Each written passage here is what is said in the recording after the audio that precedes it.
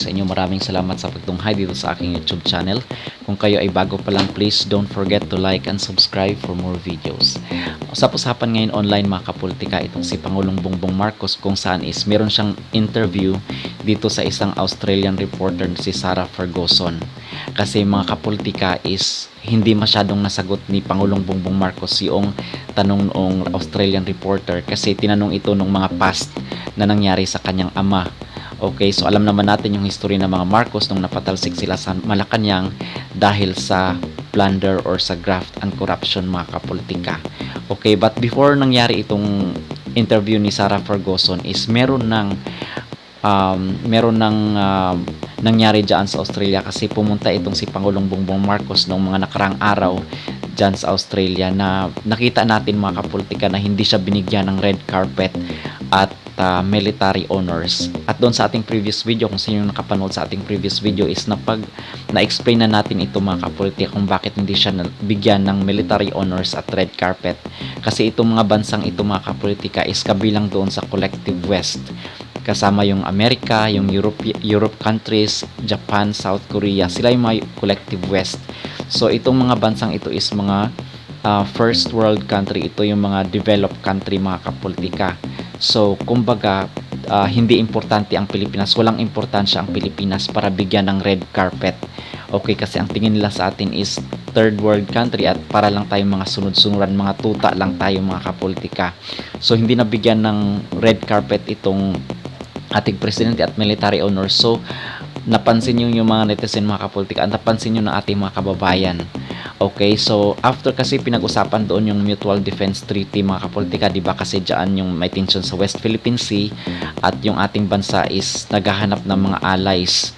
Okay, naghanap ng mga makakasama na banggain itong China, which is mali mga kapolitika kasi ito ay nagpapalala ng isang tension at baka magkaroon ng isang malaking digmaan kung nagkaganon. Katulad ng nangyari sa Ukraine mga kapolitika, napag-usapan na natin yun doon sa ating previous video, so panoorin nyo na lang kasi ayaw naman talaga natin din na maging Ukraine itong ating bansa, na tayong maging panggatong dyan sa giyera ng Amerika laban sa China. So instead na sila yung makigera, yung Amerika versus China, ay baka tayong maging panggatong mga kapolitika, baka yung giyera is maging Pilipinas kontra China mga kapolitika kasi nagpahayag na sila ay panig dito sa ating bansa at magsusupport sila whatever happens. Yung West Philippine Sea mga kapolitika is front lang yan.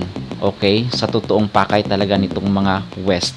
Now, balik tayo dito sa issue ng interview ni Sarah Ferguson. So, meron nga interview itong si PBBM na ipapakita natin mga kapolitika is in-interview ito si BBM.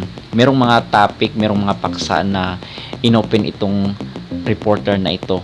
At parang medyo unfair naman itong reporter kasi ano ba ang alam nitong reporter dito sa mga nangyayari sa ating bansa? Wala naman siya dito mga kapolitika, hindi naman siya nakatapak dito sa ating bansa, to say the least, na alam niya yung mga nangyayari dito sa ating Pilipinas mga kapolitika. Now, interview itong si PBBM dito tungkol sa ICC at alam naman natin itong stand ni PBBM sa ICC na hindi siya payag na papasukin itong ICC at makipag-cooperate kasi wala itong jurisdiction at baka mahaluan ito ng political kasi alam naman natin din yung tension at away ng unit team itong Duterte at Marcos, at kung papasukin ni BBM itong ICC ay baka itong mga supporter ni former President Duterte is baka kakalabanin siya at i-hate siya mga kapolitika. So yun ang ayaw ni PBBM.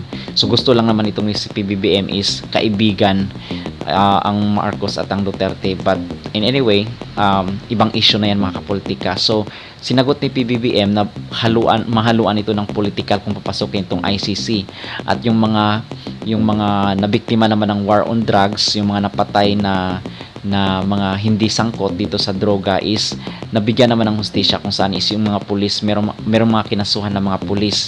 So nangyari na yun mga kapolitika nung merong napatay dito sa Marikina. And isa sa mga tinanong mga kapolitika itong plunder. Dito ako na parang naawa sa ating president mga kapolitika kasi hindi niya talaga gaanong masagot-sagot, nagutal-utan ng Australian reporter dito sa ating President Bongbong Marcos. So kumbaga itong reporter is mahilig mangungkat ng mga issue ng ating bansa na wala naman talaga siyang alam, mga kapolitika. Itong ICC, bakit niya pinapasok? Yung time ba na talamak yung droga dito sa Pilipinas, may sinabi siya, 'di ba? Hindi niya naman alam yung mga kung gaano katalamak yung droga before ni former President Duterte, kasi ito mga kapolitika is may halo talaga itong pamumulitika. Hindi lang ito kumbaga isang interview, kasi itong mga reporter na ito is nadadala din doon sa mga nire-report ng mga kapwa nila reporter na dito sa Pilipinas na pabor dito sa West. Okay? At ito ngang sinasabi niya ng reporter na tungkol sa plunder case ng pamilya ni Bongbong Marcos is pass na kasi yun, at saan naman kukuha si Bongbong Marcos ng bilyones na pambayad or ibalik sa bansang Pilipinas? Hindi nga niya alam siguro kung ano talaga yung tunay na nangyari, mga kapolitika. Okay, kasi itong ating presidente dati is mahilig lang sa mga kalayawan sa buhay. So maybe wala talaga siyang full knowledge dito sa pinanggagawa ng kanyang ama.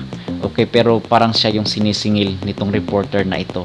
Okay, so kumbaga wala talagang alam itong si BM, kung kaya nauutal-utal siya sa pagsagot dito sa reporter. But in any way, kung mag-dwell kasi tayo doon sa nangyari, madilim na bahagi na nangyari sa ating bansa, is hindi talaga tayo makamove on, mga kapolitika. So paano unlad yung ating bansa? Okay, so yun lamang ating masasabi, mga kapolitika, at maraming salamat sa pagtunghay do sa aking YouTube channel. Kung kayo ay bago pa lang, please don't forget to like and subscribe for more.